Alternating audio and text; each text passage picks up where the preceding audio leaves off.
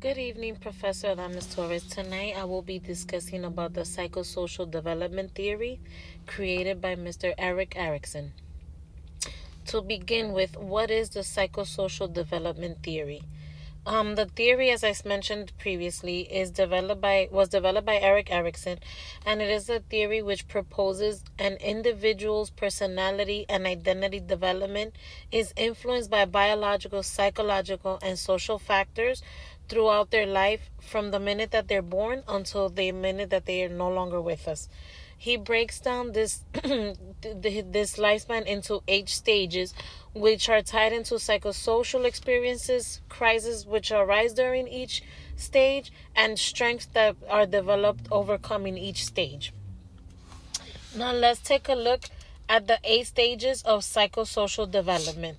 The 8 stages are infancy, early childhood, the preschool years, school age, adolescence, young adulthood, middle adulthood, and lastly, late adulthood.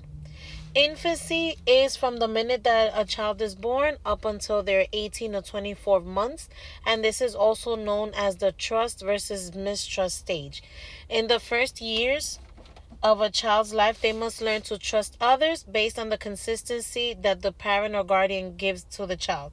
So, let's say, for example, if a child is crying and, the parents react with nurturing the child, feeding the child, or caring for the child, then this successful resolution leads to hope, eventually trusting, and the child will then grow up to be able to formulate trustworthy relationships later on in life.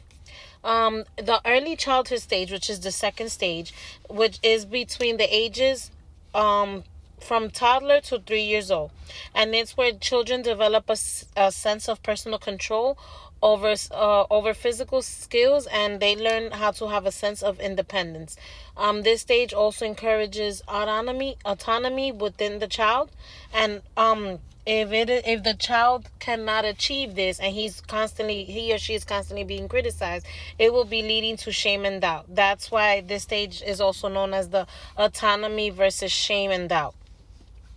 The third stage is from when the child is 3 to 6 years old, where the child is way more independent and they begin asserting themselves and taking more initiative.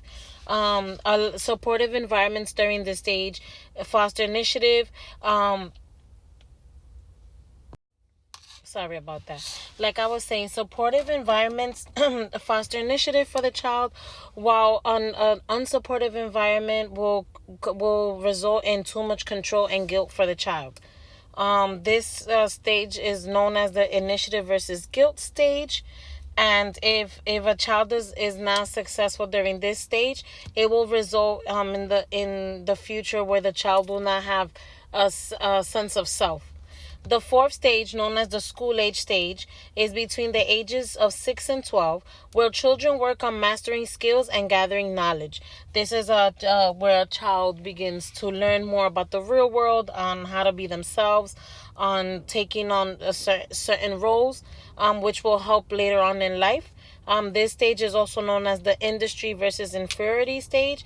And success during this stage, like I said, leads to a sense of competence, while failure will result in feelings of inferiority for when the child becomes an adult. The next stage is known as the adolescent stage, and it is a very important stage in an individual's life.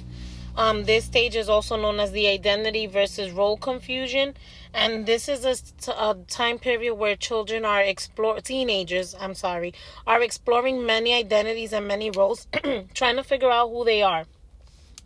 The young adulthood stage, also known as the intimacy versus isolation stage, is in the early ages, from let's say, 20 to, I don't know, 20 to like maybe early 30s. And it says that during this stage, individuals seek to form intimate relationship with others. If there is success during this stage, it will result in successful connections with others individuals, while if it's not, then it will result in loneliness for the adult. The seventh stage is known as the middle adulthood stage, or the generativity versus stagnation stage. And during this stage, adulthood is characterized by need to nurture things that will outlast them. Many times, how a parent is going to contribute back to a society or the individual. During this time, during this time, if the person is successful, it will lead to usefulness. Failure may result in stagnation for the adult. And the last stage being late adulthood, where a person reflects on their life, on their purpose, on their role, on what they were able to contribute back to society.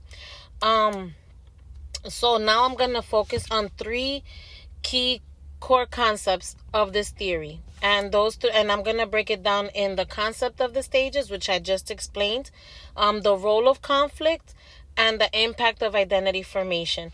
So like I had said before, the stages of development are focused from the minute a person is born until they are no longer with us, and every single stage will result in will have developmental challenges, and in overcoming these challenges successfully will result whether the individual will have a successful and healthy livelihood or not. Each stage is essential and lays down the foundation for phases later on in life. Now the role of conflict. Every single stage presents a conflict with two opposing forces, whether it is the negative or the positive.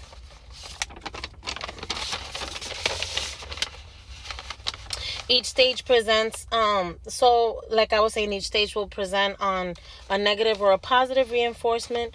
Successful resolution of these conflicts results in a positive or a healthy psychological state, contributing to a person's developing successfully, like I had mentioned before. A great example would be the initiative versus guilt stage, where a child must balance their emerging initiative or the constraints proposed by the parents and or society. Successfully achieving could have the child have a sense of purpose in the future and be able to overcome hardships and challenges. Failure to do so could result in someone who cannot resolve conflict in their adult life. And then lastly, the impact of identity formation. Like I said earlier, it emphasizes on the adolescent stage, which is a time period where we are trying to find out who we are and who are we going to become, to establish a sense of self, which will result in empowering the individual throughout life and development. The great example would be the identity versus role. Hold on, I am so sorry. The identity versus role confusion. Like I said, if a child cannot, for example, if a teenager does not have a sense of self or does not know who they are, this will greatly impact their adulthood. They will never know who they truly are or how they will be able to function in society.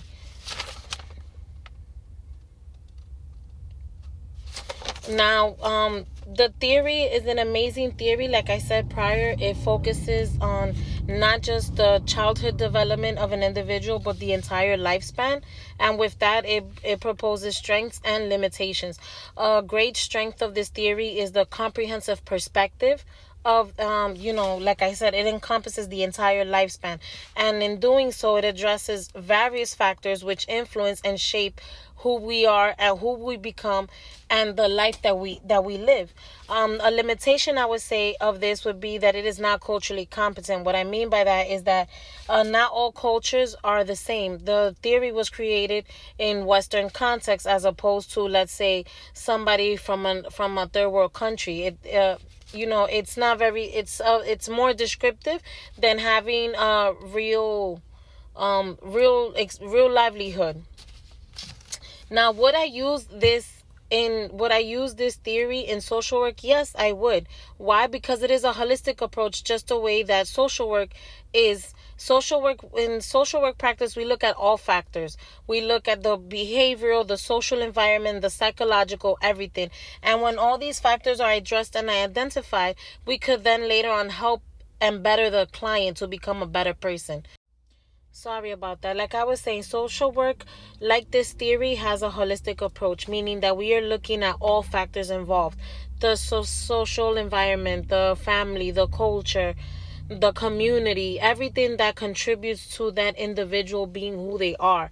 And social work is all about how to better the person, how to better the individual, how to make the individual be able to thrive and strive in life and be their greatest version. So this theory focus looks at past development challenges because in order to achieve one stage, you have to successfully complete the stage but prior to it. So in looking at past development challenges, we're able to see what are these challenges that the individual wasn't able to achieve could be affecting their current behaviors or their mental state. For example, when it comes to a teenager, if a teenager didn't successfully go through the identity versus role confusion stage, we may be able to address issues like self-esteem or peer pressure for the teenager, or let's say in adults, if the intimacy versus isolation, if they didn't successfully go through that stage, then they will not be able to ever have to ever acquire a actual social connection. If a child doesn't go through the mistrust, the trust versus mistrust stage, then the child will grow up to not know who if there's hope, who they could trust, who will be there for them. So yes, I would definitely be using this theory in social work. I believe it goes hand in hand with the foundation and the true meaning of social work. And I hope that this presentation has been highly informative, and I hope you guys have enjoyed it. Bye.